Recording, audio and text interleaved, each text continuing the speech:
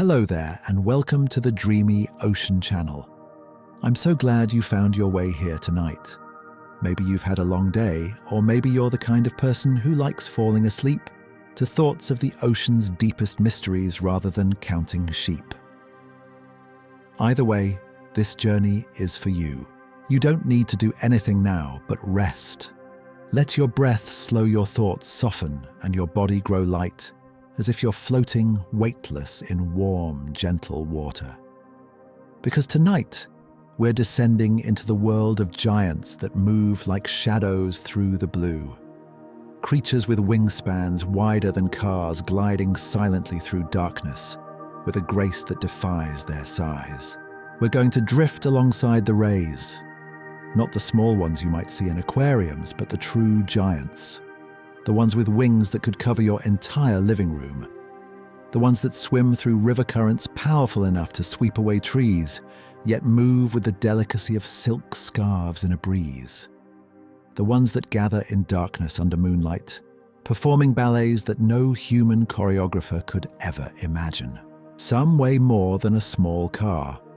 Others possess intelligence that rivals dolphins and primates, with brains capable of recognizing their own reflections. A few have been swimming Earth's waters since before the dinosaurs, carrying ancient wisdom in bodies built for a world of pressure, cold and endless blue. Tonight, we'll explore their hidden lives, how they fly through water, why they leap from the ocean in explosions of spray and light, what it means when a creature the size of a boat can recognize individual humans and remember them years later. We'll visit the dark rivers of Southeast Asia, where freshwater giants lurk in muddy currents, growing to weights that break all records. And we'll float alongside ocean mantas as they feed at night, mouths open wide, filtering thousands of tiny lives from the darkness. If you enjoy these quiet explorations and they help you unwind at the end of your day, consider gently tapping the like button and subscribing to the channel. It helps others find their way here too. One sleepy soul at a time, seeking a peaceful place to rest their minds. But for now, just breathe. Let the noise of the day fall away. Let your mind drift into the calm of deep water where light fades and mysteries begin. Let's begin. The giants of the ray family. In the open ocean far from land, where the sea floor drops away into trenches measured in miles, something moves through the blue. At first it seems like a shadow, a trick of light and current. But then the shape resolves and you realize you're looking at wings. Not bird wings or bat wings, but something else entirely. Something that spans 7 meters from tip to tip, wide enough to shade a pickup truck, moving with slow, deliberate grace through water as thick as velvet. This is the giant oceanic manta ray. Its scientific name is Mobula birostris, though for most of history it was called Manta birostris, until DNA testing revealed it belonged to a different branch of the family tree than scientists originally thought. It is the largest ray on Earth and one of the most extraordinary animals in the ocean. An average adult manta measures about 4.5 meters across. That's 15 feet of living wing gliding through currents with movements so fluid they barely seem to disturb the water. But some grow much larger. The biggest reliably measured manta ray stretched 9.1 meters from wingtip to wingtip. Imagine standing beneath it as it passes overhead. Your entire field of vision would fill with white, belly-dark wings and the slow rhythm of motion that looks more like flight than swimming. That record holder was caught in 1933, though sources disagree whether it was found off New Brunswick or New Jersey. Either way, it weighed somewhere between 2,000 and 3,000 kilograms. That's the weight of a full-size pickup truck or a small elephant, yet it moved through the ocean with the ease of a falling leaf. Most mantas you might encounter are smaller but still immense. A typical adult weighs around a ton and moves through the water column with a presence that commands attention without demanding it. They are not aggressive. They do not hunt large prey or compete with sharks for territory. They simply exist, moving through their world with a quiet confidence that comes from millions of years of perfection. There are actually two species of manta ray, though they look similar enough that scientists only separated them recently. The giant oceanic manta is the true giant roaming the open ocean and covering vast distances in pursuit of food.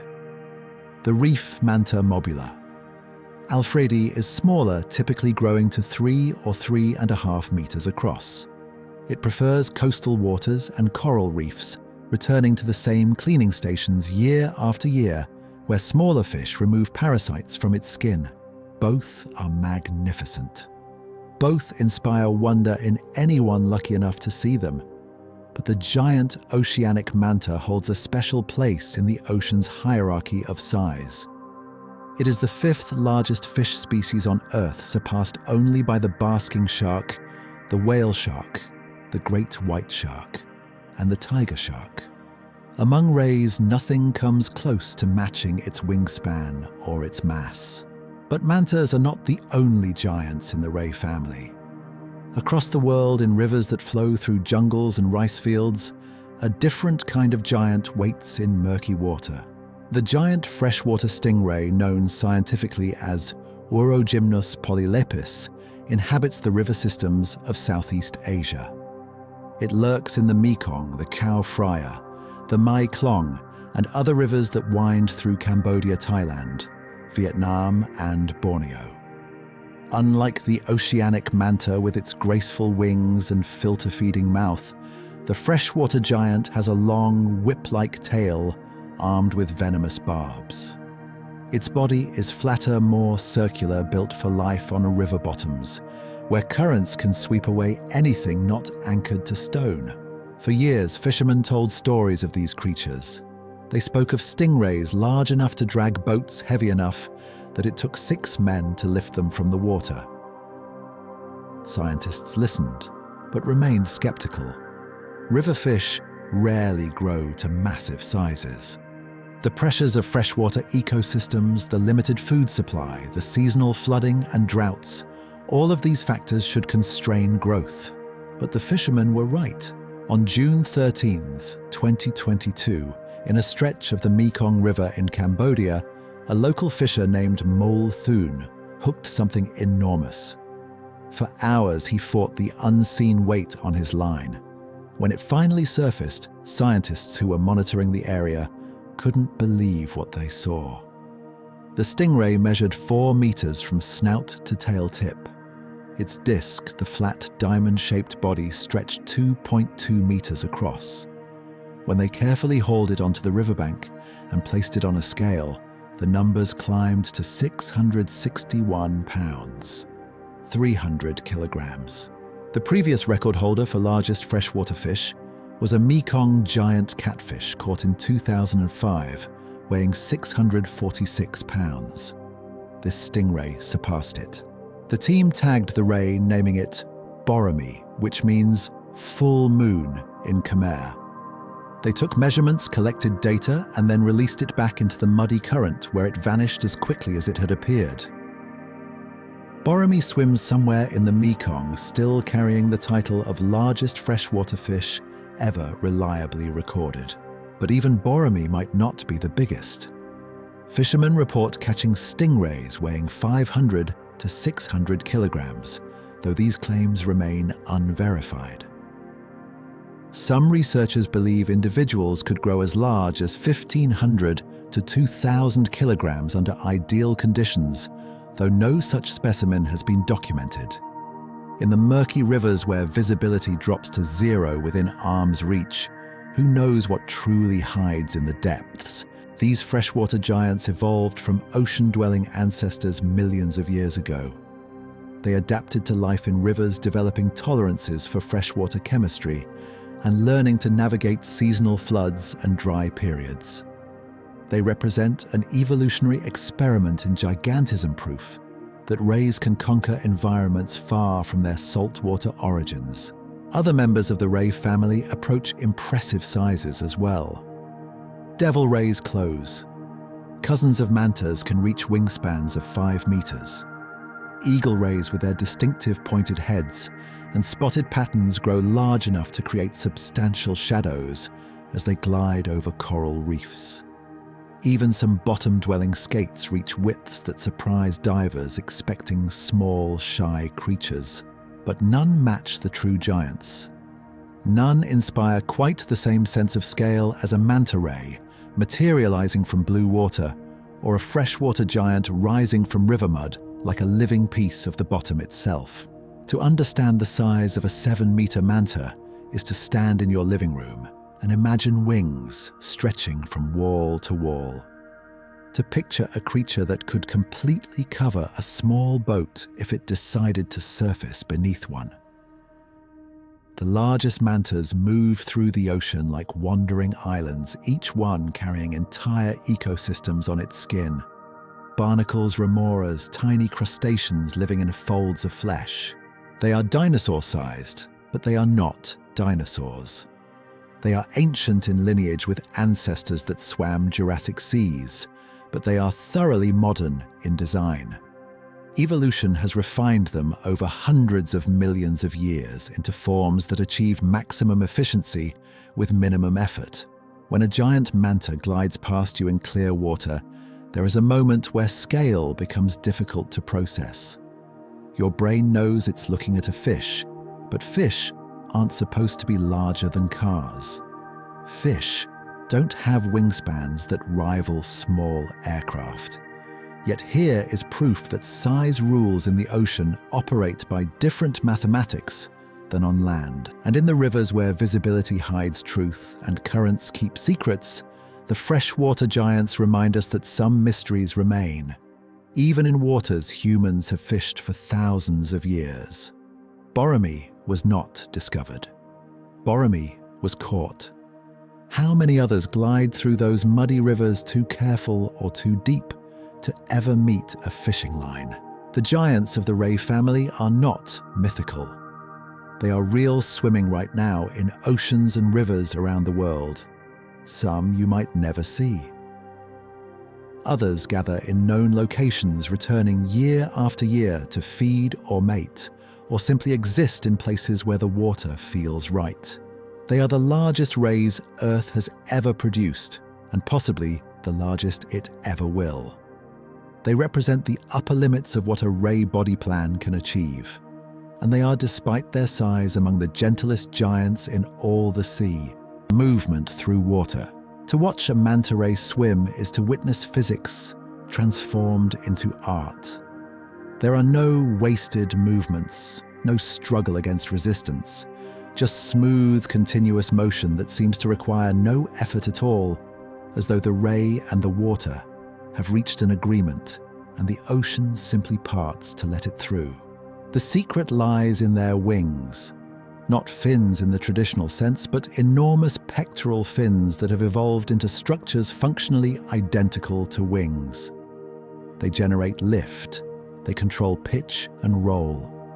They allow 3-dimensional flight through a medium 800 times denser than air. When a manta swims, it does not beat its wings up and down like a bird. Instead, it sends waves of motion rippling along the length of each pectoral fin from front to back. This is called rajiform locomotion, named after the Raja genus of skates that first demonstrated the pattern. Imagine a flag rippling in wind, but controlled, deliberate, powerful enough to propel tons of mass through resistant water. But mantas and their close relatives have refined this further into what scientists call mobuliform locomotion. Instead of full waves traveling down the length of the fin, they use oscillatory movements less than half a wave at any given time. The outer portions of their fins move in smooth circular patterns, each rotation pushing water backward and generating forward thrust. About 25% of each pectoral fin actively undulates with significant amplitude. The rest of the wing remains relatively stable, providing a lifting surface like an airplane wing. This division of labor allows mantas to cruise efficiently at low speeds while maintaining the ability to accelerate rapidly when needed. The physics involved are extraordinary. When a manta ray swims fast, it generates something called a leading edge vortex. This is a rotating column of low-pressure water that forms along the front edge of the wing. Aircraft engineers work hard to prevent leading edge vortices because they usually signal stall conditions.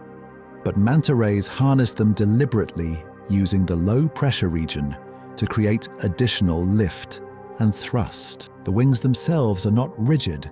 They flex and twist in 3 dimensions with different parts of each fin, deforming in different ways during a single stroke cycle. The left and right wings can move independently, allowing the ray to bank, turn, and spiral with precision. Phase differences between the 2 sides affect stability and maneuverability, giving the ray fine control over its position in the water column. Near the seafloor, a phenomenon called ground effect comes into play. When a wing moves close to a solid surface, the pressure patterns around it change. The surface essentially provides additional support, reducing the energy needed to maintain lift. Bottom-dwelling rays use this constantly hovering just above sand or rock with minimal effort. Some rays have developed what scientists call augmented punting, where they coordinate movements of both pectoral and pelvic fins. The pelvic fins push against the bottom, while the pectorals provide lift and forward motion. It's like walking and flying at the same time, each system supporting the other. But it's the pure swimming, the open water flight of a giant manta that truly captivates. They do not increase the amplitude of their wing beats to swim faster.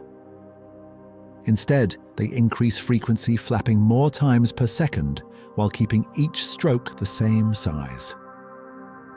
This is the opposite of what many swimming animals do, and it speaks to the efficiency of their design.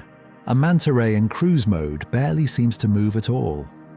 The wings ripple in slow, hypnotic patterns. The body remains level and stable. Yet it glides forward at speeds that can exceed 15 kilometers per hour without visible effort. It can maintain this pace for hours, covering vast distances across open ocean in search of plankton-rich waters. And then there is breaching. Without warning, a manta ray will angle upward from depth-building speed as it rises.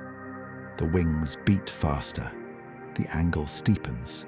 And then it breaks the surface in an explosion of spray, launching its entire body into the air.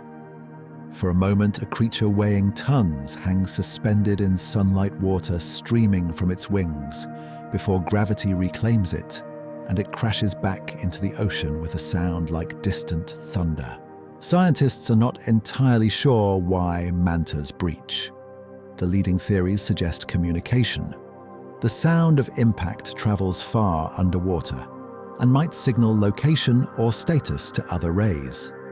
Parasite removal is another possibility, with the force of re-entry dislodging unwanted hitchhikers. It might even be the expression of something like joy in animals, intelligent enough to have emotional lives. Whatever the reason, breaching is spectacular. A 7-meter manta in mid-air defies expectation. Fish do not fly. Giants do not leave the water. Yet here is proof that both statements are incomplete. Their movement is so efficient that mantas can swim continuously without rest, crossing entire ocean basins during migration. They have been tracked traveling thousands of kilometers, following invisible pathways through water as featureless to human eyes as open sky. Yet they know where they're going. They return to the same feeding sites year after year, suggesting either incredible spatial memory or the ability to sense environmental cues too subtle for our instruments to detect. When multiple mantas swim together, they often synchronize their movements. Wings beat in unison. Turns happen simultaneously. They move like a squadron of aircraft in formation, each one aware of the other's positions, without collision or conflict. This coordination suggests both excellent spatial awareness and possibly active communication through body language or subtle signals we have yet to understand. In the rivers, the giant freshwater stingrays move differently. Their environment demands different strategies. River currents push and pull. Visibility drops to zero. The bottom is not smooth coral or sand, but mud rocks, fallen trees, tangles of vegetation. Freshwater rays use more punting, pushing against the bottom to hold position in current. Their wings beat differently, adapted for powerful bursts when needed, but mostly for energy-efficient hovering. They do not need to fly through open water. They need to anchor against flow to move upstream when necessary and to remain hidden from predators that hunt by sight. But when they do swim freely, they move with the same fluid grace as their ocean cousins. The same rippling waves, the same effortless glide. A 4-meter stingray moving through murky Mekong water is just as beautiful as a manta in crystal-clear tropical seas. You simply need different eyes to see it. The anatomy of ray locomotion is a study in efficiency. Every aspect of their body plan supports movement through fluid. The dorsal-ventrally flattened body, squashed from top to bottom, minimizes drag while maximizing lift-generating surface area.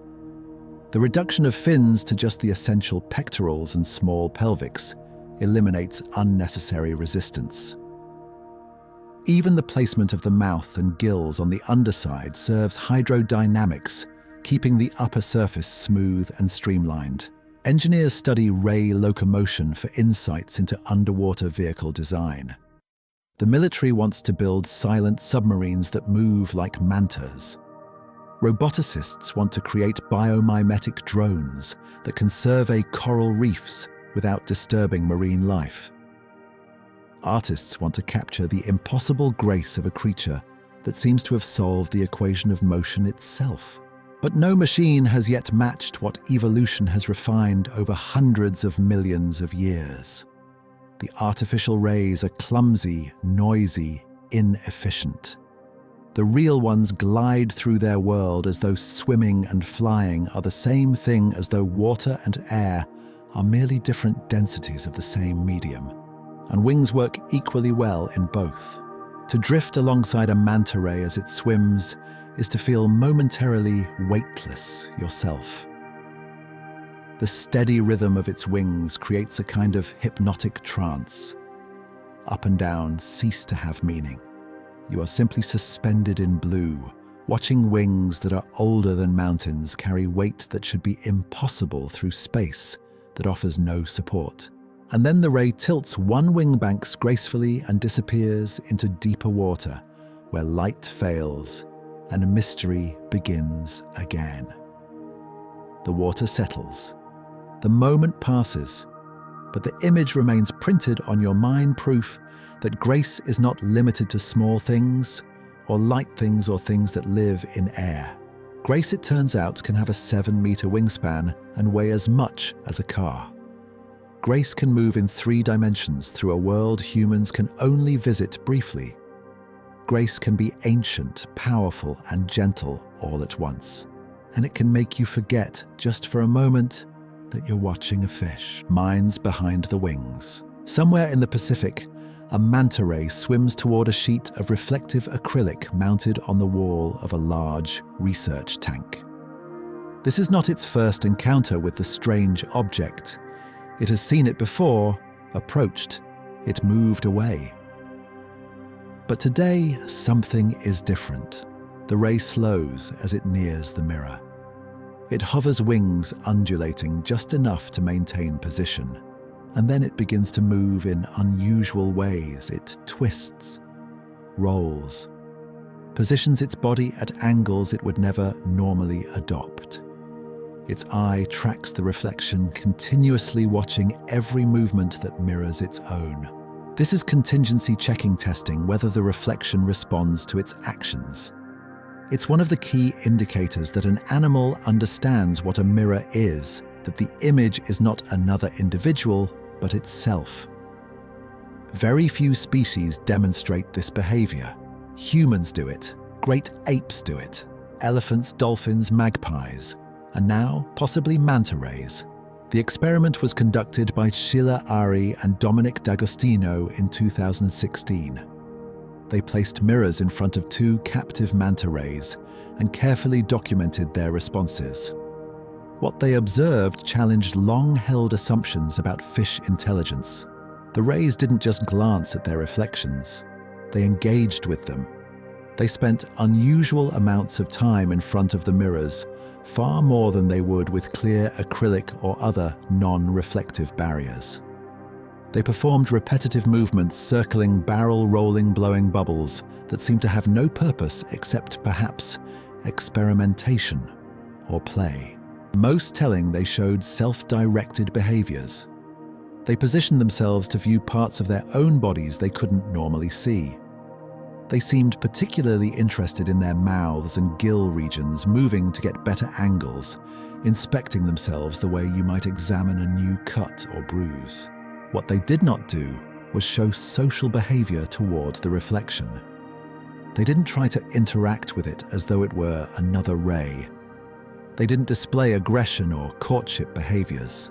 They treated it as an image, not an individual. This combination of traits, contingency checking, self-directed behavior, lack of social response suggests self-recognition. The ability to understand that the reflection is oneself. It's a cognitive skill that appears to require a level of self-awareness. Scientists once believed only mammals and a few bird species possessed. The study has been debated. Some researchers argue the sample size was too small, that 2 individuals cannot represent an entire species. Others suggest alternative explanations for the behaviors observed. But the possibility remains supported by other evidence of manta ray intelligence. Mantas have the highest brain-to-body ratio of any fish species. Their brains are large, complex, and heavily developed in regions associated with learning memory and sensory integration. The forebrain, in particular, is enlarged far beyond what simple instinct would require. They have a high encephalization quotient, a measure that compares brain size to body size, while accounting for metabolism and other factors. Their EQ is comparable to dolphins and primates, placing them among the most cognitively advanced animals in the ocean. This intelligence manifests in observable ways. Mantas demonstrate individual recognition. They can distinguish between different humans and respond differently to familiar versus unfamiliar people. In areas where they're accustomed to diverse, certain rays will approach specific individuals while avoiding others, suggesting they remember past interactions and form preferences. They engage in complex social behaviors. Mantas have been observed cooperating during feeding, coordinating their movements to herd plankton more effectively. They maintain long-term associations with specific individuals, suggesting friendships or at least stable social bonds. They've been seen playing engaging in behaviors that serve no obvious survival purpose, but seem to bring some form of enjoyment or stimulation. Their color patterns can change rapidly during social interactions or feeding events. These shifts might serve as communication visual signals that convey information about emotional state or intent. A manta's coloration can darken or lighten within seconds, with patterns of black and white swirling across the skin like living ink. Problem-solving abilities have been documented in captivity. Mantas can learn to associate shapes with food rewards, remember those associations for months, and even transfer the knowledge to new situations. They show curiosity about novel objects, investigating anything new in their environment with deliberate, methodical movements. Young mantas appear to learn by observation. They watch adults performing feeding behaviors or navigating through reefs, then attempt to replicate what they've seen. This social learning is rare in fish and suggests cultural transmission of knowledge, the passing of information from generation to generation, not through genes, but through teaching and imitation. All of this exists in an animal many people still reflexively categorize as a primitive fish. The assumption has long been that fish operate purely on instinct, that their behaviors are hardwired responses to stimuli with no room for thought or feeling or genuine cognition. But manta rays challenge that assumption at every turn. They are not primitive.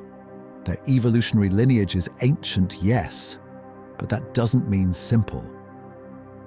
Rays have been evolving for more than 150 million years, and their brains have grown increasingly complex throughout that time.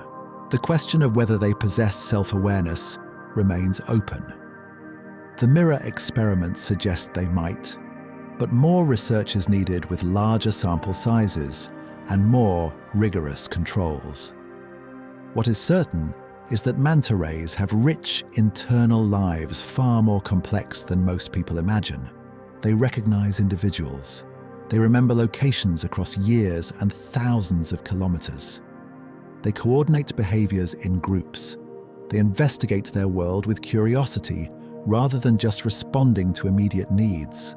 There are accounts from divers of mantas actively seeking human contact. In certain locations, rays will approach boats and swimmers, circling slowly, making eye contact. They seem to invite interaction, pressing their wings against divers' hands, allowing themselves to be touched in ways that wild animals typically avoid. This could be learned behavior. Rays in popular diving spots have discovered that humans don't pose threats and sometimes remove parasites or provide interesting stimulation. But it could also indicate something deeper, an emotional capacity, a desire for social contact that extends beyond their own species. The comparison to dolphins is instructive. 50 years ago, dolphins were considered remarkable because they seemed intelligent for fish. Then scientists realized dolphins are mammals, not fish at all, and their intelligence became less surprising. We expect mammals to be smart, warm blood. Live birth, parental care, these traits correlate with cognitive complexity. But rays are fish, cold-blooded, egg-laying or ovoviviparous. They lack the mammalian brain structures that supposedly enable higher thought. Yet here they are demonstrating abilities that rival marine mammals. Perhaps intelligence doesn't require mammalian biology. Perhaps it emerges wherever complex social lives, long lifespans, and challenging environments create evolutionary pressure for better cognition. Perhaps we've been looking for intelligence in the wrong places, expecting it to wear fur or speak in whistles, when all along it's been gliding through the ocean with wings 7 meters wide. The giant freshwater stingrays likely possess similar cognitive abilities, though they've been studied far less extensively. Their environment demands spatial memory, remembering feeding locations in rivers that change seasonally. It requires learning, understanding where to hide from predators, when to move to deeper pools. It might require communication, though we know almost nothing about how freshwater rays interact with each other. What we do know is that these animals survive in complex dynamic environments for decades. They navigate seasonal floods that completely transform river geography. They avoid fishing nets and lines in heavily trafficked waters. They find mates in murky conditions where visibility is zero. None of that happens through instinct alone. It requires learning memory and the ability to adapt behavior based on experience. It requires, in other words, intelligence. The minds behind those enormous wings remain largely mysterious. We've barely scratched the surface of understanding how manta rays think, what they feel, whether they have anything approaching consciousness.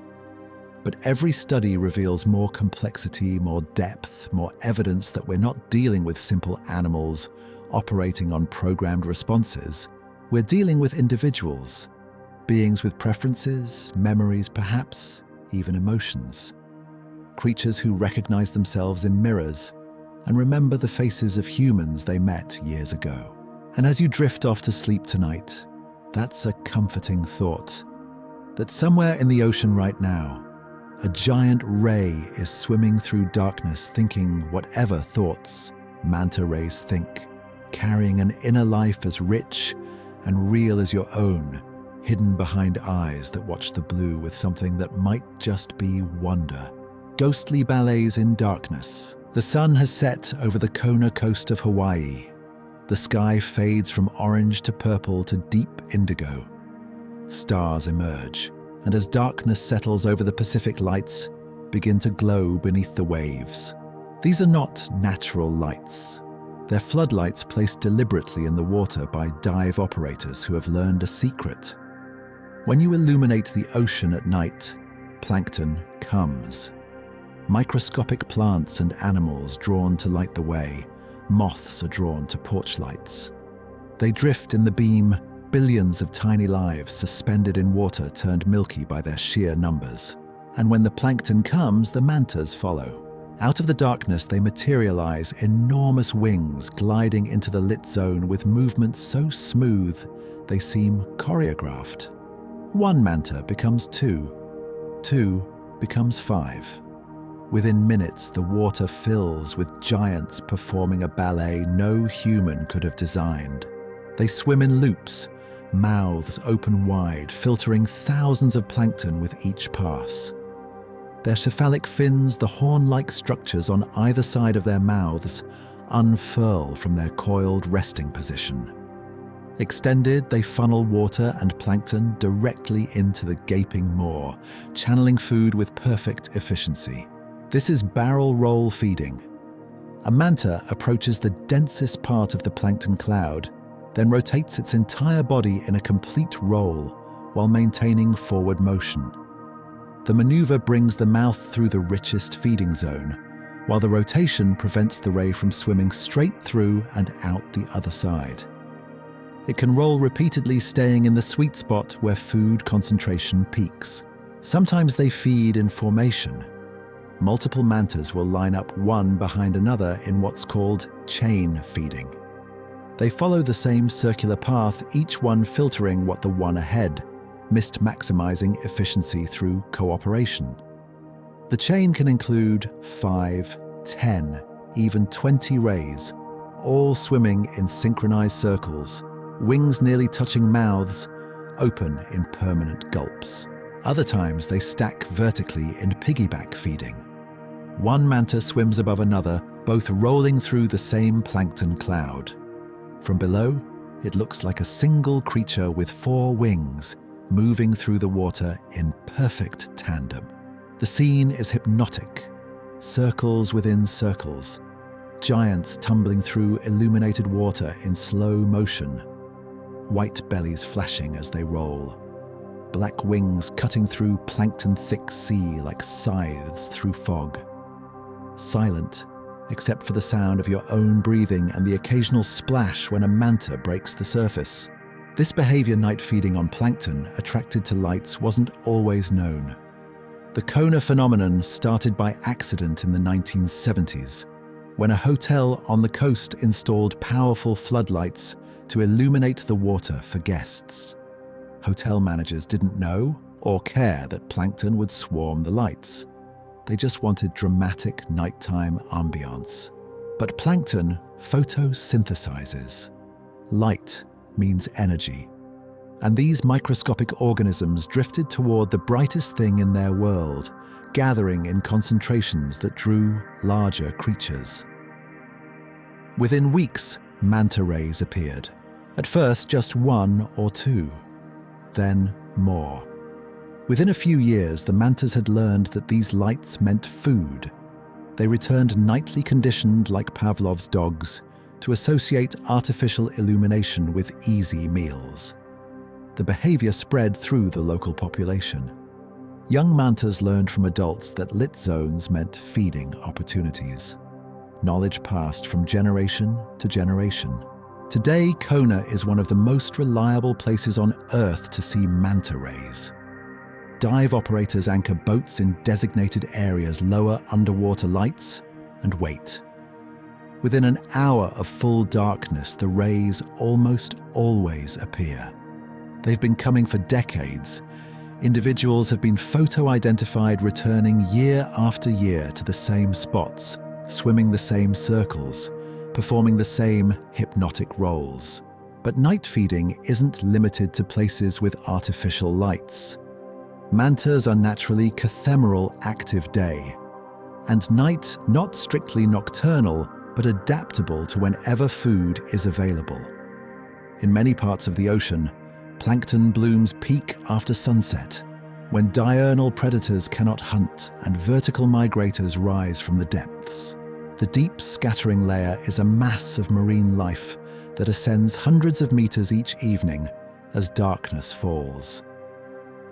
Zooplankton, small fish, squid, and crustaceans rise toward the surface, where they were vulnerable during the day, but are safer at night. This creates a feast zone for filter feeders, and mantas take full advantage. Recent research has revealed that manta diets are more complex than previously thought. Analysis of stomach contents and tissue samples shows that up to 73% of their nutrition comes from mesopelagic sources, animals that live in deep water during the day and only visit the surface at night. The remaining 27% comes from traditional surface filter feeding. This means mantas are connecting deep ocean ecosystems with surface waters in ways we're only beginning to understand. They feed at depth where light never reaches, consuming animals that have never seen the sun. Then they surface to breathe and rest, bringing deep ocean nutrients back to shallow waters. The mechanics of filter feeding are elegantly simple. A manta opens its mouth, creating a cavity that can be more than a meter wide. Water rushes in, carrying plankton. The flow passes over specialized structures called gill rakers, hundreds of feather-like projections that trap anything larger than a few millimeters, while allowing water to flow through and exit the gill slits. The trapped plankton gets scraped off the gill rakers by the tongue and swallowed. The process is continuous while feeding. Water in plankton trapped water out, repeated thousands of times per hour. A manta can filter enormous volumes this way, consuming up to 12% of its body weight in plankton each week. For a 2,000 kilogram ray, that's 240 kilograms of food. 240 kilograms of tiny shrimp, fish larvae, copepods, and other microscopic life, gathered one mouthful at a time. It seems inefficient, all that effort for such small prey. But the ocean contains trillions upon trillions of plankton. In productive waters during bloom conditions, you can barely see through the density of life, suspended in every liter.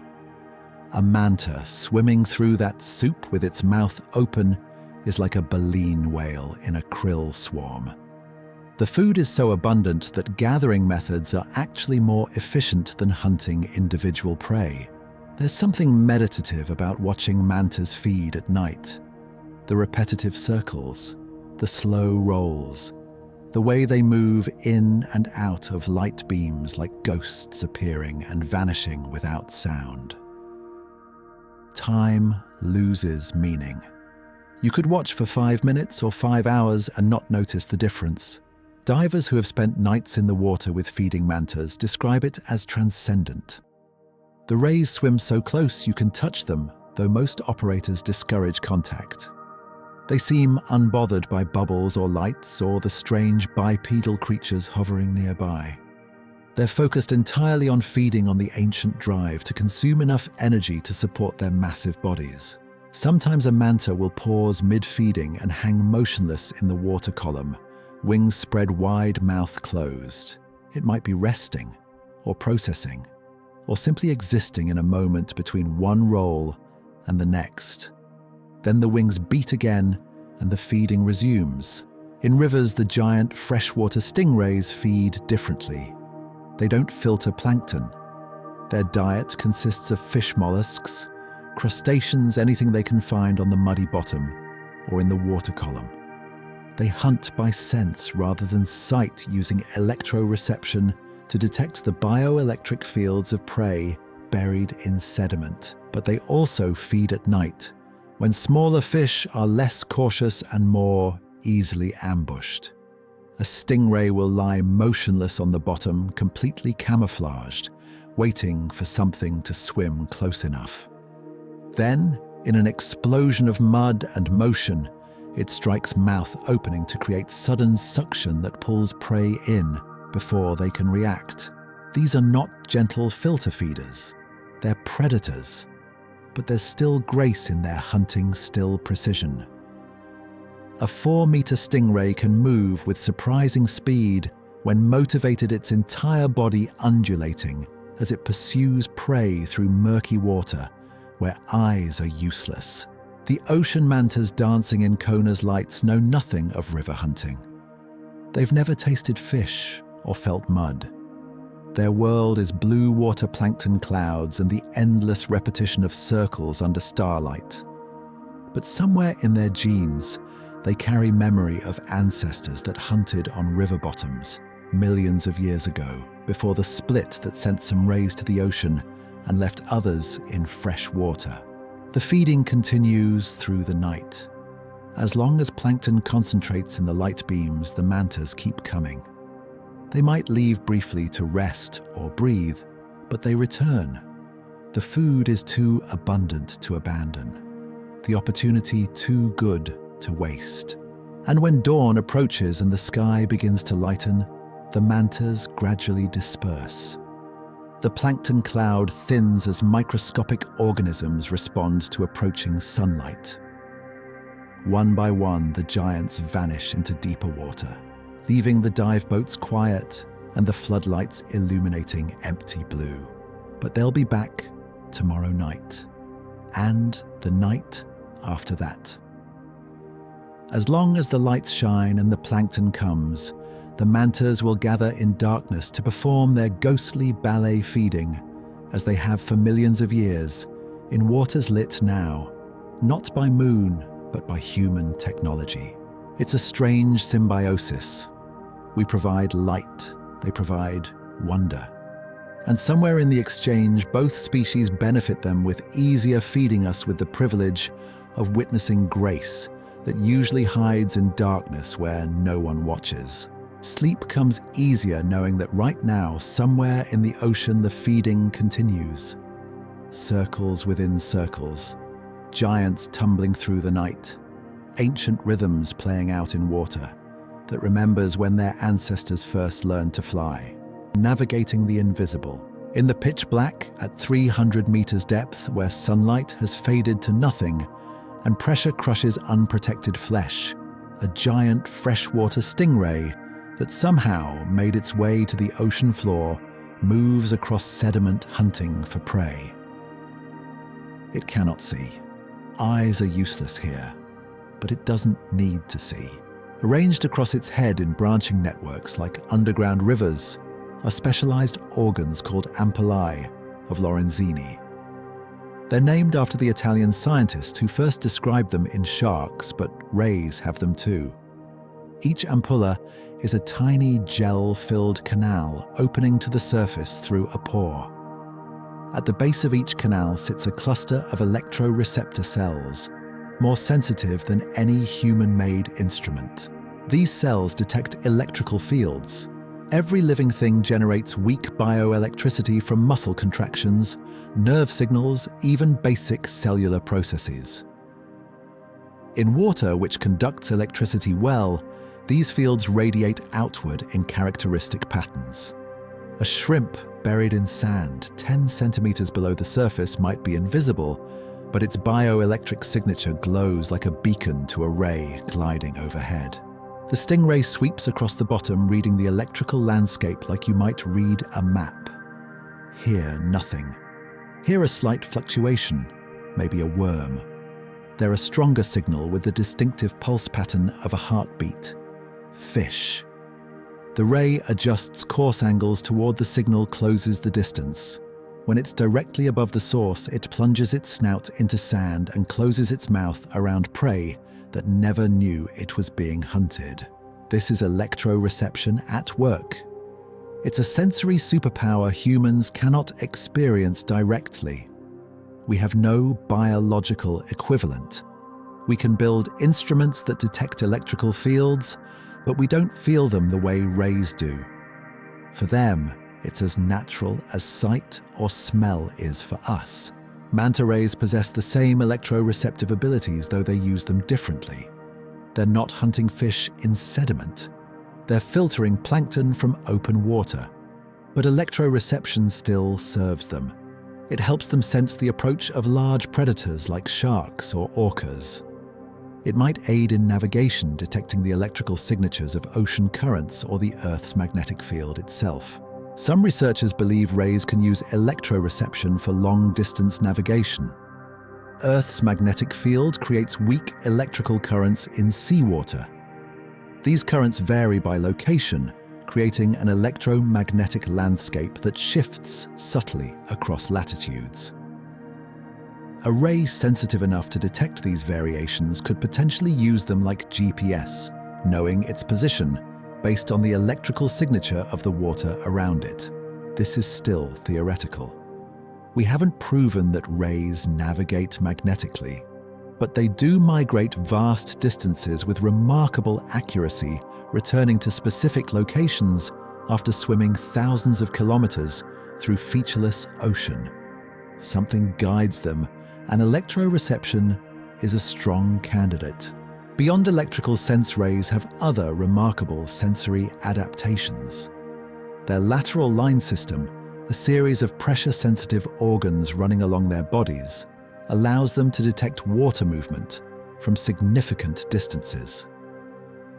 When a fish swims nearby, it creates pressure waves that ripple outward. A ray's lateral line picks up these disturbances, providing information about size, speed, direction, and proximity of whatever created them. This mechanoreception works in complete darkness. It's how river rays navigate murky water where visibility drops to zero. They feel the current flowing around rocks. They detect the pressure signature of other animals moving nearby. They sense when the river is rising or falling based on changes in flow patterns. Vision is not useless, but it's supplementary. Ray eyes are positioned on top of the head, giving them excellent upward vision useful for detecting predators or shadows of prey. But they have poor downward vision, which makes sense given their mouth and gill slits are on the bottom. They see well enough to recognize the approach of divers or boats to navigate around obstacles to maintain position in a school. But in dim light or darkness, vision gives way to other senses, and rays have adapted to function perfectly well when they cannot see at all. Chemical sensing, what we might call smell and taste combined, is highly developed. Rays can detect dissolved chemicals in water at incredibly low concentrations. This helps them locate food, identify potential mates, and avoid areas where predators have recently hunted. Water carries chemical information the way air carries scent to land animals. When a fish is injured, it releases alarm chemicals. Other fish detect these and flee the area. Rays detect them too and know that predators are active nearby. When plankton blooms, it changes the chemical composition of seawater in subtle ways. Mantas can likely detect these changes from kilometers away and swim toward them. The integration of all these senses creates a sensory world completely foreign to human experience. Imagine seeing with electricity, hearing with your skin, tasting the ocean constantly as you swim, feeling the pressure signature of every movement within a 100-meter radius. For a manta ray, the ocean is not dark and featureless. It's alive with information. Electrical signatures pulse and fade. Chemical trails drift through currents. pressure waves ripple from every source of motion. Temperature gradients mark the boundaries between water masses. Magnetic fields point toward feeding grounds. They swim through invisible landscapes we can only imagine. A manta gliding through apparently empty ocean might be following an electrical corridor between thermoclines, tracking a chemical trail left by plankton drift, feeling pressure signatures of a school of fish kilometers ahead. What looks like navigation to us might be simply following a path as obvious to them as a lit highway at night is to us. They're not lost in featureless blue. They're following signs we cannot perceive, reading information we cannot access. The giant freshwater stingrays navigate rivers the same way, though their cues are different. River currents create characteristic pressure patterns around rocks and logs. Chemical signatures mark good feeding areas. Electrical fields reveal where other stingrays rest during the day. They know their rivers intimately, not through maps or memory of visual landmarks, but through felt experience. This current strength means you're in the main channel. That pressure signature means a boulder underneath. This electrical pattern means catfish spawning nearby. It's knowledge built from sensation accumulated over years of swimming, the same waters refined through survival. Young rays learn it from their mothers following them through the river and building their own sensory maps. Scientists trying to understand ray navigation face significant challenges. How do you study senses you cannot experience? How do you map an electrical landscape or track a chemical trail with instruments less sensitive than a ray's natural organs? Progress comes slowly through careful experiments and technological advances. Researchers can now track manta movements via satellite tags, creating maps of migration routes. They can measure electrical fields in water and correlate them with ray behavior. They can identify chemicals that rays respond to and map their concentrations. But we're still scratching the surface. The full richness of ray sensory experience remains largely unknown. We see glimpses the way a ray turns toward prey. It couldn't possibly see the precision with which it locates a cleaning station visited once a year ago, the confidence with which it swims through darkness. These are animals that navigate by senses we barely understand, through environments we cannot access without technology. They're adapted so completely to their world that they seem to merge with it, becoming not separate from the ocean, but part of it, reading its rhythms and flows as naturally as breathing. And perhaps that's the most remarkable thing. Not just that they have these abilities, but that they use them so effortlessly. A manta ray doesn't think about electroreception the way you might think about using GPS. It just knows. The information flows in constantly processed, automatically integrated seamlessly with movement and decision-making. Its sensory mastery refined by hundreds of millions of years of evolution. Every generation's slightly better at reading the invisible. Every lineage learning new tricks. Until you have animals that swim confidently through worlds, humans would find completely alien, guided by senses we struggle even to name properly. As you drift towards sleep, imagine what that might feel like. To sense electrical fields as clearly as you see color. To feel pressure waves like sound. To taste the ocean's chemistry in every mouthful of water. To navigate vast distances guided by forces invisible to human instruments. Imagine being perfectly adapted to your environment, never lost, never confused, always knowing where you are, where you've been, where you're going. Moving through darkness without fear, because darkness is just another kind of light, revealing information in different frequencies. That's the world of rays. And tonight, they're swimming through it, sensing things we cannot name, following paths we cannot see, guided by superpowers we can barely comprehend. Freshwater giants. The Mekong River flows brown with sediment through the heart of Southeast Asia. From its source high in the Tibetan Plateau, it descends through China, Myanmar, Laos, Thailand, Cambodia, and Vietnam, a distance of 4,350 kilometers. Along the way, it drains nearly 800,000 square kilometers of land and supports millions of people who depend on its fish, its water, its seasonal rhythms. Beneath the surface, in water too murky for sunlight to penetrate beyond arm's reach, something huge moves against the current. The giant freshwater stingray, Urogymnus polylepis, is the Mekong's largest permanent resident.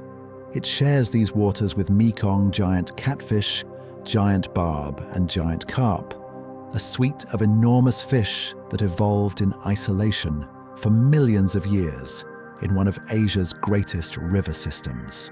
But among them, the stingray is unique.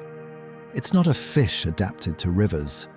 It's a ray, an ocean creature that millions of years ago found its way into fresh water and stayed. Its ancestors swam between salt water and fresh water, tolerating both. Over time, they lost their dependence on the sea. Their kidneys adapted, their bodies adjusted to different mineral balances. They became river dwellers, cut off from their oceanic cousins. Today's giant freshwater stingrays know nothing of salt water. They live and breed entirely in rivers, never visiting the sea. They've been doing this for so long that they've diverged into separate species from their marine relatives. They are, in every meaningful sense, freshwater animals now, but they carry size genes inherited from ocean ancestors. And rivers, which typically constrain fish growth through limited food and seasonal variations, somehow allow these rays to reach staggering proportions. The record holder Boromir, caught in 2022, weighed 300 kilograms and measured 4 meters from snout to tail. Its disc was 2.2 meters wide. When researchers hoisted it from the water for measuring, it took multiple people to support its weight. Its tail was nearly as long as its body, armed with 2 serrated barbs capable of delivering venom potent enough to cause excruciating pain. But Boromir was released. After collecting data and affixing a tag, researchers let the giant slip back into the muddy current, where it vanished within seconds. Somewhere in the Mekong, it swims, still possibly the largest freshwater fish alive on Earth. Other rivers hold similar giants, though most remain uncounted. The Chao Phraya in Thailand, the Mae Klong, rivers in Borneo. Each system may harbor stingrays reaching weights of 400, 500, perhaps even 600 kilograms or more. These are not easy animals to study. Unlike ocean mantas that gather at cleaning stations and can be observed from boats, freshwater giants live hidden lives in water that rarely exceeds a meter of visibility. They spend most of their time on the bottom, partially buried in mud or resting beneath submerged logs. Fishermen encounter them occasionally, usually by accident. A hook meant for catfish instead connects with a stingray that proceeds to fight for hours, sometimes pulling boats downstream before the line breaks, or the fisherman cuts it free. Stories circulate of rays large enough to drag fishing vessels, though these accounts are difficult to verify. What we do know comes from specimens that have been caught, measured, and released, or from the rare individual that dies and is brought to shore. Each one provides a data point in the sparse knowledge base of giant freshwater ray biology. They are carnivores, feeding on fish mollusks, crustaceans, and whatever else they can catch on the river bottom. Their mouths are on the underside, perfectly positioned for suction feeding. A ray will bury itself in sediment with only its eyes and spiracles, breathing openings exposed. When prey swims or crawls close enough, the ray explodes upward, creating a sudden vacuum that inhales the prey before it can escape. The diet changes seasonally. During floods, when rivers rise and spread across floodplains, stingrays move into shallow areas where fish spawn. During dry season, when rivers shrink to their main channels, rays retreat to deep pools and compete for limited food resources. Reproduction is poorly understood. Unlike mantas, which give birth to live young after internal development, freshwater stingrays are believed to be oviviparous eggs, develop inside the mother until they hatch, and she then gives birth to live pups. But no one has witnessed this in the wild. Pregnant females have been caught but always released before giving birth.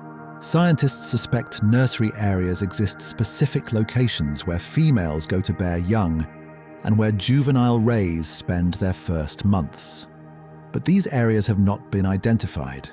They're probably in remote sections of river far from human activity, in waters deep or inaccessible enough to provide safety. Growth rates are unknown. How long does it take a ray to reach record size? 10 years? 50? 100? We don't know. Age can be estimated by examining growth rings in fin rays or vertebrae.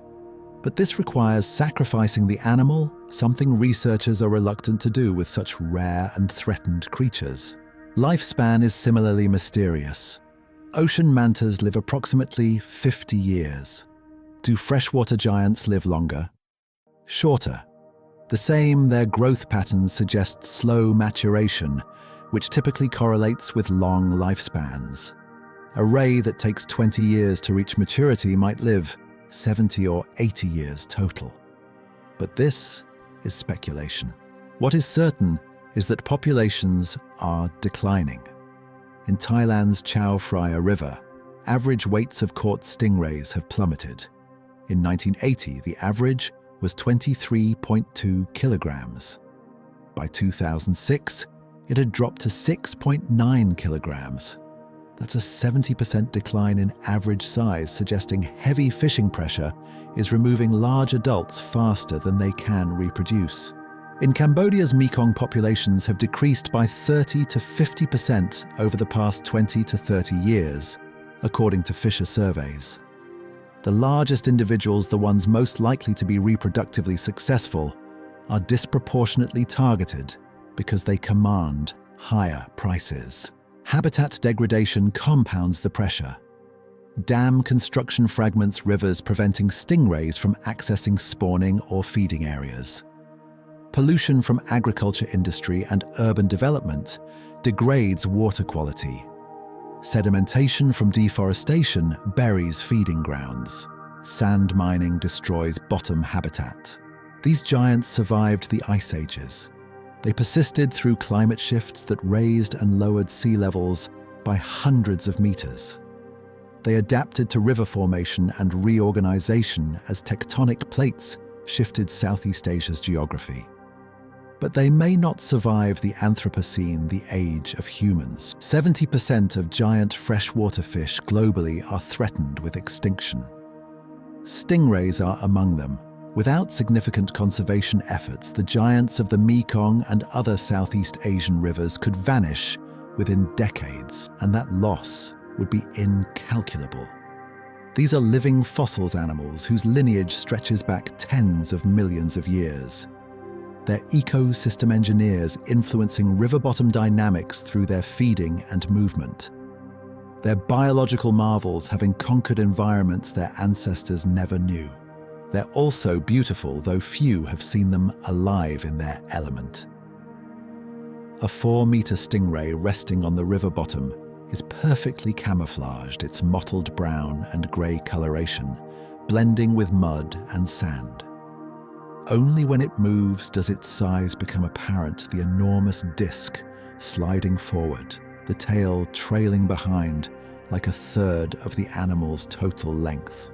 In clear water, which is rare in their habitat, you might glimpse the elegance of their movement. The same wing-like undulation as ocean rays, the same fluid grace, but adapted for rivers with faster currents, more obstacles, more challenges. They navigate by touch and electroreception, using ampullae of Lorenzini to sense bioelectric fields of prey and probably magnetic fields for orientation. In water where vision is useless, they build mental maps, through felt experience, every boulder, every channel, every deep pool memorized through pressure and current signatures. Young rays, when they finally emerge from wherever they're born, face a gauntlet of threats. Predatory fish, crocodiles, humans. Most don't survive their first year. Those that do grow steadily if they can find enough food and avoid fishing nets. The oldest, largest individuals, the boromies of the river, are repositories of knowledge. They remember food locations across decades. They know where to go during floods, where to shelter during droughts. If they could pass this knowledge to younger generations through anything like teaching, their loss removes not just biomass, but accumulated wisdom. We're only beginning to ask these questions about freshwater giants. Do they have social structures? Do young learn from adults? Is there culture in the sense that behaviors are passed down, not genetically, but through observation and imitation? With ocean mantas, we know the answer is probably yes. With river rays, we simply don't know. They're too rare, too hidden, too difficult to study.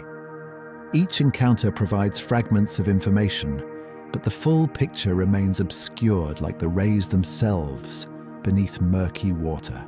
What we can say with certainty is that they exist.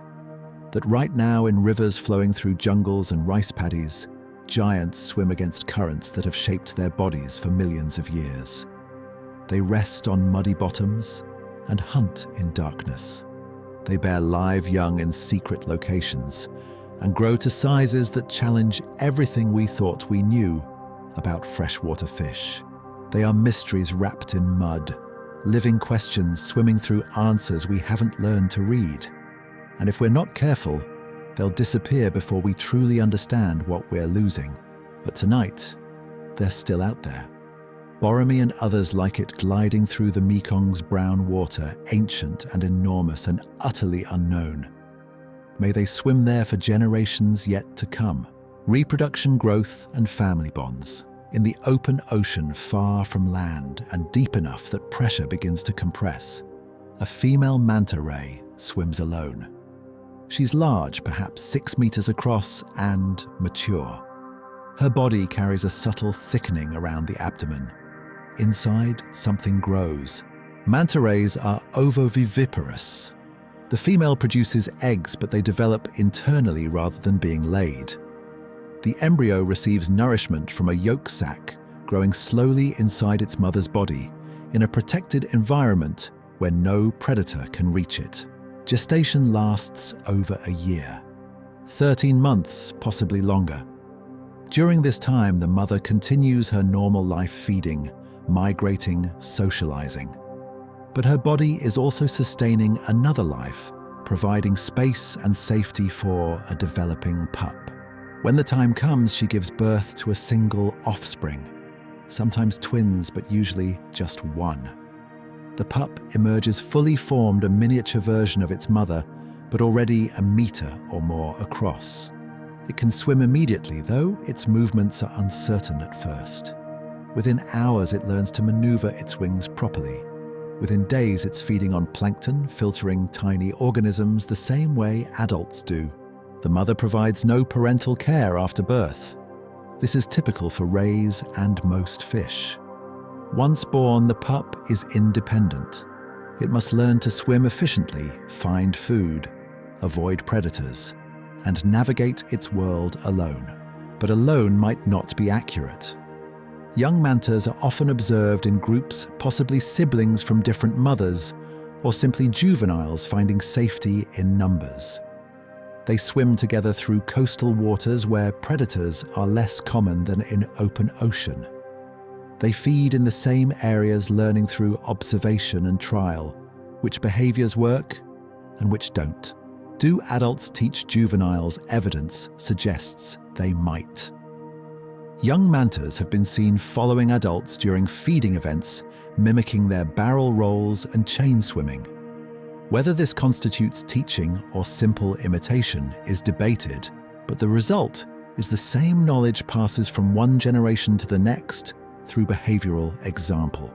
Growth is slow. A newborn manta weighs perhaps 10 kilograms. An adult might weigh 2,000 kilograms. That's a 200-fold increase over many years.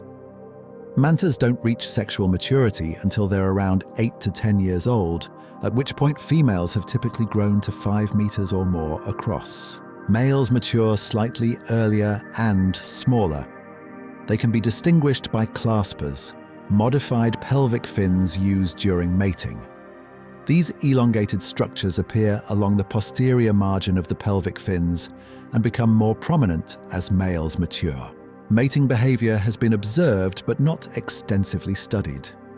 Males pursue females, sometimes several males competing for a single female's attention. They swim close, displaying possibly communicating through color changes or body posture. Eventually, if the female is receptive, mating occurs a brief coupling where the male inserts one clasper to transfer sperm. The female stores the sperm internally until she's ready to fertilize her eggs. This might be immediately, or she might delay fertilization for months, waiting until conditions are optimal. Once fertilization occurs, gestation begins and the cycle continues. But here's the challenge: mantas reproduce slowly. One pup every 2 or 3 years means that a female might produce only 10 to 15 offspring in her entire 50-year lifespan. And most of those pups won't survive to adulthood. Predation takes many young. Sharks eat manta pups. Orcas target them. Even large fish might attack juveniles in areas where adults would be safe. Starvation claims others young rays that cannot find enough food or haven't yet learned efficient feeding techniques. Of 10 pups born, perhaps 2 survive to maturity. Of those 2, maybe 1 reproduces successfully. These numbers are rough estimates, but they highlight how vulnerable manta populations are to exploitation. Remove too many adults and the population crashes. The low reproductive rate means recovery takes decades, possibly centuries. This is similar to large mammals like elephants or whales, slow reproducing species that evolved in environments where adult mortality was low. They invest heavily in each offspring, producing them infrequently, but giving each a good chance of survival through large size and advanced capabilities. But when humans enter the equation with industrial fishing methods, these reproductive strategies become fatal flaws. Manta rays haven't evolved to withstand high adult mortality. Their populations cannot bounce back quickly from overfishing. The same holds true for giant freshwater stingrays. We know even less about their reproduction, but what we do know suggests similar patterns: slow growth, late maturity, infrequent reproduction, long lifespan. All the traits that make a species vulnerable to human exploitation. There are hints of social bonds that extend beyond simple mating. In certain locations, the same individuals return year after year. They interact with the same companions, suggesting friendships, or at least stable associations. Female mantas have been observed together over multiple years, sometimes with juveniles that might be their offspring. These are not elaborate family structures like elephant matriarchies or wolf packs. But they're also not the purely solitary existence once assumed for fish. Rays recognize individuals. They remember past interactions. They show preferences for certain companions over others. Whether this constitutes family in any meaningful sense is unclear. But it's more than random association. There's intention behind it, memory, possibly affection, or at least preference. Young rays may benefit from swimming near adults even without active teaching.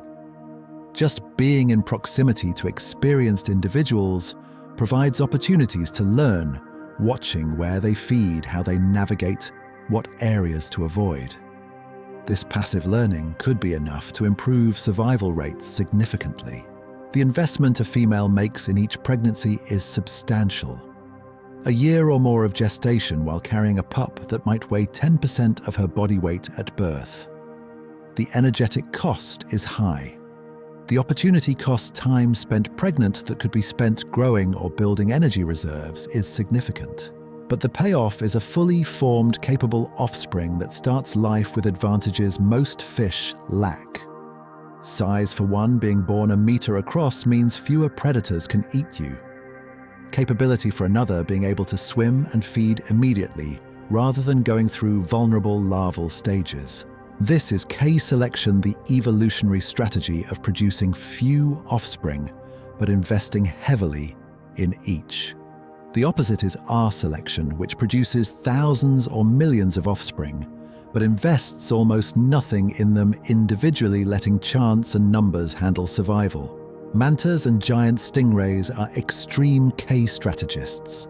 They bet on quality over quantity, survival over numbers. In stable environments with low human pressure, this strategy works. Populations grow slowly, but steadily reaching sizes that ecosystems can sustain. But introduce high mortality rates through fishing, and the math collapses. Deaths exceed births. The population shrinks. And because each female produces so few young, recovery can't begin until fishing pressure drops, and the surviving adults have time, years, decades to rebuild numbers. This is what makes conservation so urgent.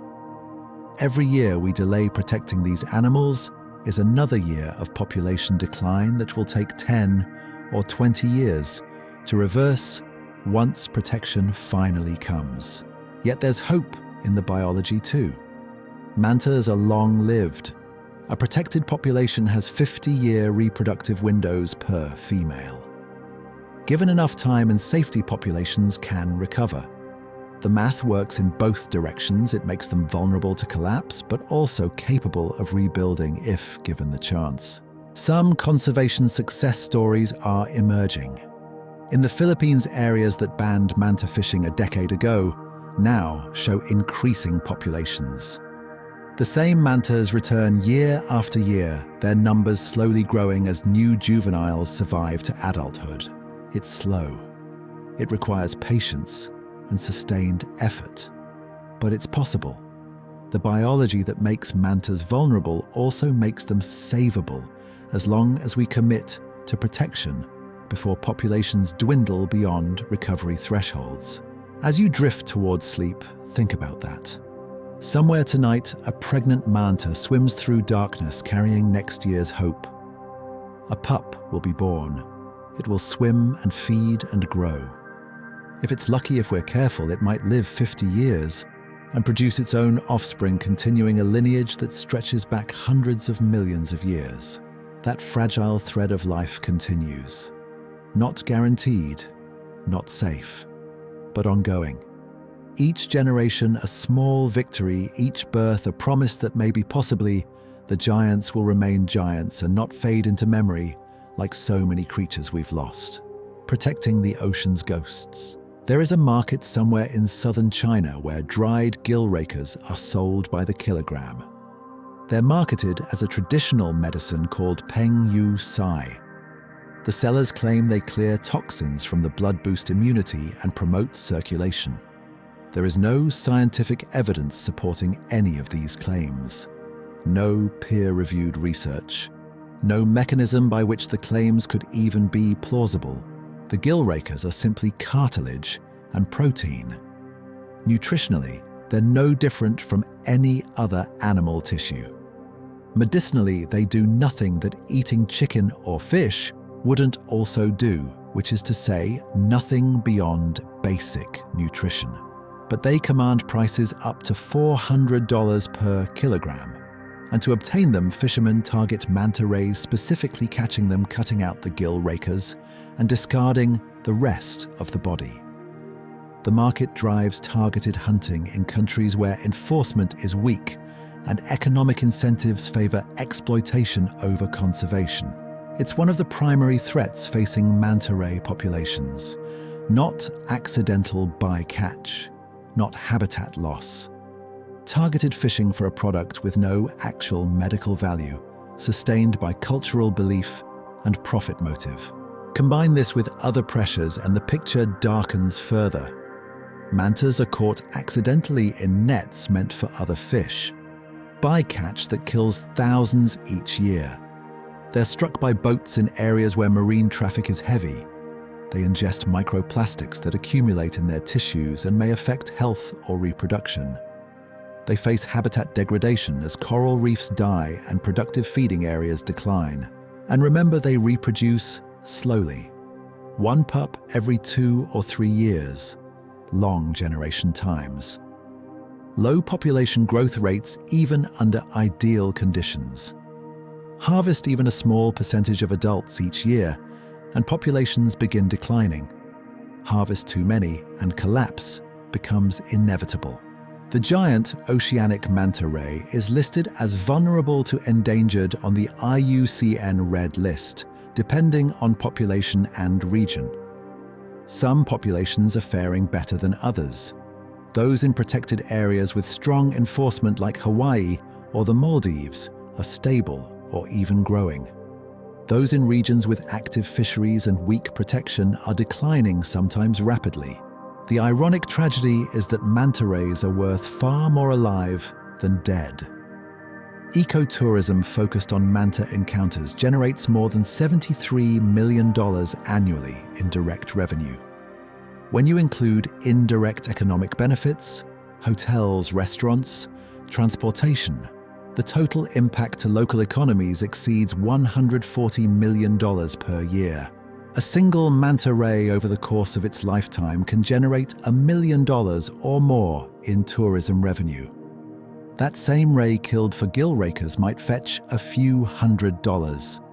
The economic case for conservation is overwhelming. Several countries have recognized this and implemented full protection. The United States, Philippines, Indonesia, Mexico, Ecuador, and Peru have all banned manta ray fishing. In these waters, killing a manta carries fines and potential jail time. Enforcement varies, but the legal framework exists. Marine protected areas help as well. Reserves where fishing is banned provide safe havens where mantas can feed, mate, and raise young without human interference. These areas often become tourism hotspots, generating revenue that supports local communities and creates economic incentives for continued protection. But protection is not universal. In many parts of the world, mantas remain legal to catch. Even in protected areas, illegal fishing continues where enforcement is inadequate, and ocean boundaries are porous. A ray protected in Indonesian waters might swim to international waters where it becomes vulnerable again.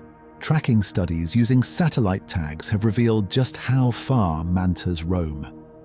Individuals tagged in one country have been detected thousands of kilometers away in different national jurisdictions. Managing highly migratory species requires international cooperation agreements between nations to protect shared resources. The good news is momentum is building. More countries are recognizing the value of manta tourism and implementing protection. More consumers are questioning the ethics and efficacy of traditional medicines made from endangered animals. More fishermen are transitioning from hunting to guiding, realizing they can make more money, taking tourists to see live rays than selling dead ones. For giant freshwater stingrays, the challenges are similar but more complex. These are riverine species confined to specific river systems in specific countries. They cannot migrate to safer waters. If the Mekong stingrays are fished to extinction, no immigration from other populations can replenish them. They're gone, and the threats are multiplying. Overfishing for food and aquarium trade, dam construction that fragments rivers, pollution from agriculture and industry, sedimentation from deforestation, climate change affecting river flows and seasonal patterns. 70% of giant freshwater fish worldwide are threatened with extinction. Stingrays are among the most vulnerable. Their large size makes them valuable targets. Their slow reproduction makes recovery difficult. Their specific habitat requirements mean they cannot adapt to degraded conditions by moving elsewhere. Some conservation efforts are underway. In Thailand and Cambodia, researchers are working with local fishing communities to tag and monitor giant stingrays, building knowledge while creating economic alternatives to fishing. The capture of Boromee, the record-holding 661-pound ray, generated international attention and pride in Cambodia, helping shift perceptions from commodity to national treasure. But these efforts are small and underfunded compared to the scale of threats. What's needed is coordinated action across entire river basins. Dam designs that allow fish passage, fishing quotas based on sustainable harvest levels, possibly complete bans on catching reproductive-sized individuals, habitat restoration to rebuild feeding and breeding areas, pollution controls to improve water quality. None of this is easy. River systems support millions of people who depend on them for food, water transportation, and livelihoods. Conservation must balance human needs with species protection, finding ways to coexist rather than choosing one over the other. Ecotourism offers one path forward. In Cambodia's Tonle Sap system, some former fishermen now guide researchers and tourists to locations where giant stingrays can be observed. The income isn't as immediately lucrative as fishing, but it's more stable and sustainable over long term. Education matters too. Many people who fish for stingrays or buy gill rakers don't realize how endangered these animals are. They see an abundant river or ocean and assume individual harvests don't matter. Showing them population data, explaining reproductive biology, demonstrating alternatives can shift behavior.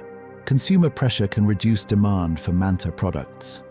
When people learn that traditional medicines have no scientific basis and come from endangered species, many choose alternatives. This has happened with shark fin soup, rhinoceros horn, and tiger parts. Cultural practices can change when sufficient information and social pressure combine. Legal frameworks need strengthening and enforcement. Many countries have excellent environmental laws that are simply not enforced. Providing resources for wildlife officers, training enforcement personnel, imposing meaningful penalties for violations, all these practical steps improve protection outcomes. International bodies like CITES Convention on International Trade in Endangered Species can restrict or ban trade in Manta products. Both species of manta ray are now listed on CITES Appendix Sinsaku, meaning international trade is regulated and requires permits. This creates mechanisms for tracking and controlling commerce. But ultimately, conservation succeeds or fails at local levels. In fishing villages where people decide daily whether to catch or release rays. In markets where consumers choose what to buy. In government offices where officials allocate enforcement resources. In schools where children learn whether wildlife is something to protect or exploit. The science is clear. Mantas and giant stingrays are in trouble. Populations are declining. Without intervention, some could face extinction within our lifetimes. But the biology is also clear that recovery is possible. Give them protection, give them time, and populations can rebuild. The question is whether we'll make that choice before it's too late. Before the last giant stingray is pulled from the Mekong.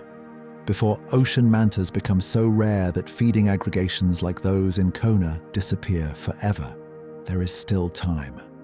But the window is closing. Every year matters. Every protective measure helps. Every person who chooses conservation over consumption makes a difference. These animals have survived for hundreds of millions of years. They outlasted dinosaurs. They adapted to ice ages and continental drift and asteroid impacts. They've persisted through events that drove countless species to extinction. The test now is whether they can survive us. Whether we have enough wisdom, compassion, and foresight to share the planet with creatures that ask so little just to be left alone to swim and feed and reproduce as they have since before our ancestors walked on two legs. The answer isn't written yet. It's being decided now in 1,000 small choices in countless acts of protection or exploitation. And the remarkable thing is that you're part of that decision. Every one of us is. Choose wisely. Because once they're gone forever. And the ocean will be a poorer, emptier place without giants gliding through its depths. Drifting into sleep with the giants, and now the journey through darkness begins to slow. The circles grow wider, the voice softer, the world quieter. We've drifted alongside giants tonight, creatures with wings that span the length of cars moving through water, with grace that seems to defy physics. We've watched them feed in darkness, mouths open wide, filtering life from oceans and rivers humans can barely comprehend. We've learned about intelligence hidden behind eyes that see worlds we cannot imagine. Minds capable of recognizing their own reflections, remembering individual humans across years, learning behaviors from one another, and passing knowledge down through generations like living libraries.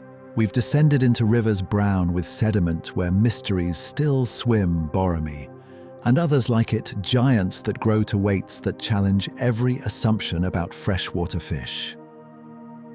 Ancient survivors in a changing world, beautiful and hidden, and desperately in need of protection. We've explored senses that let these animals navigate by feeling electrical fields, detecting pressure waves, tasting chemistry on currents. They swim through sensory landscapes we can only imagine, following paths invisible to human eyes, but clear as highways to creatures evolved for a world of water. And we've considered their future. How fragile these populations are, how easily lost, but also how recoverable if we choose protection over exploitation, patience over profit wonder, over consumption. If you found peace in this journey, if these gentle explorations helped you unwind and drift, consider subscribing to the Sleepy Science channel. Like this video. Share it with someone who needs a quiet place to rest their mind. It helps others find their way here, one sleepy soul at a time, seeking shelter from the noise. But for right now, just breathe. Let your body sink deeper into comfort. Let the day's tensions fade like dissolving mist. Let your thoughts slow to the rhythm of waves against shore, gentle and endless. Imagine you're floating, not in air but in warm water, weightless, supported, safe. The water around you is dim but not dark. Filtered sunlight creates columns of pale blue light that shift and dance with current. Below the bottom is far away, lost in deeper blue. Above the surface ripples gently, and then, from the corner of your vision movement, wings appear, enormous, moving with slow, deliberate grace. A manta ray glides past, close enough to touch, but unthreatening. Just curious, just sharing space. Its wingtip brushes by, and you feel the smoothness of skin designed for water. The ray circles coming around again, and now you can see the white belly, the gill slits, opening and closing in gentle rhythm, the eye, looking at you with something that might be recognition. Other rays appear, smaller ones, larger ones. They move through the blue like a dream, like shadows, like ghosts of ancient oceans swimming through modern water. They don't hurry, they don't flee. They just swim their eternal circles, feeding and breathing and existing in ways perfected over hundreds of millions of years. You are safe here. Nothing in this water means you harm. The rays glide past without aggression, pursuing their own mysterious purposes. Below, perhaps a giant freshwater stingray rests on a river bottom. You cannot see, camouflaged and patient, waiting for prey that will never come, because this is a dream, and dreams don't require food. The water holds you gently. Your breath comes easily. You are neither hot nor cold, but perfectly comfortable, suspended between surface and depth, between waking and sleep. One more breath, deep and slow. The rays continue their ballet, wings beating in slow motion, mouths open, filtering plankton that exists only in imagination. They move like they have all the time in the world, because they do. This moment stretches forever in the way dreams stretch unbound by clocks. Let yourself drift with them. Let their rhythm become your rhythm. Slow wings beating, slow breath breathing. Nothing to do, nowhere to be.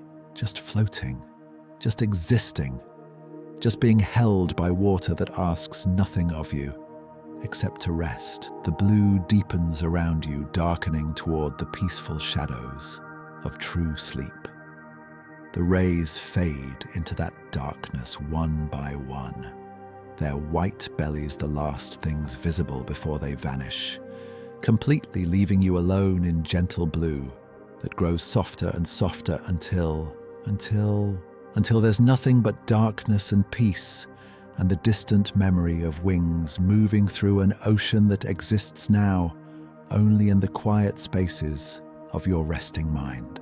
The giants swim on through their world, feeding and breathing and being as they have for longer than humans have existed, as they will continue if we let them long after we're gone, and you drift down into sleep as deep as the ocean, as peaceful, as floating, as ancient as the creatures whose stories we've shared tonight. Sleep well.